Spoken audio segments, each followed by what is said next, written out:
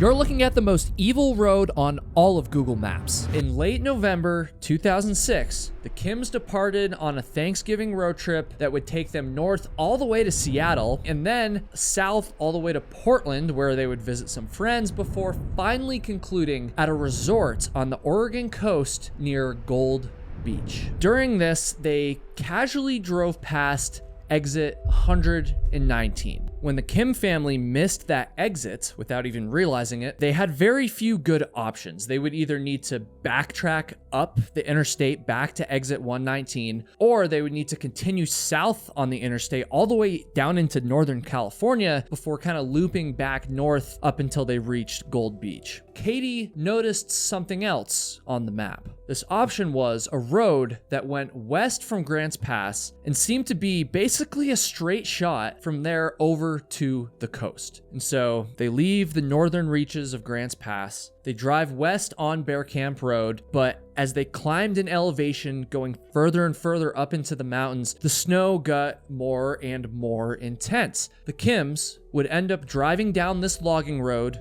through the snow for 23 lonely miles. Around 2 a.m, the Kim family finally stopped for the night and they decided that they needed a break. At this point, the Kims realized that they were trapped in an impossible situation.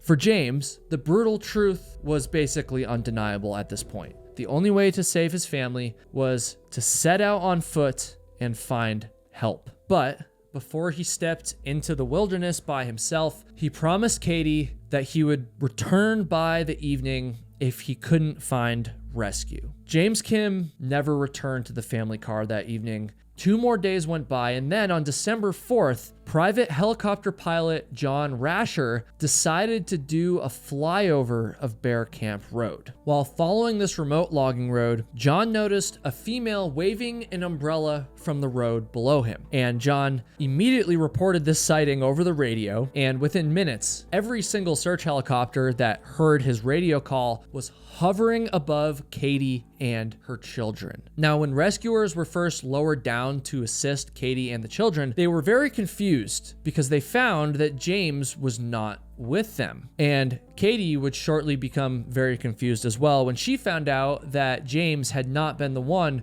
who called in the helicopter. As it would turn out, about 2 days after his family had been rescued, James's body was spotted from high above in the air, lying motionless in a creek below. He had walked over 16 miles from the car before he passed away, all in this heroic last-ditch effort to save his family.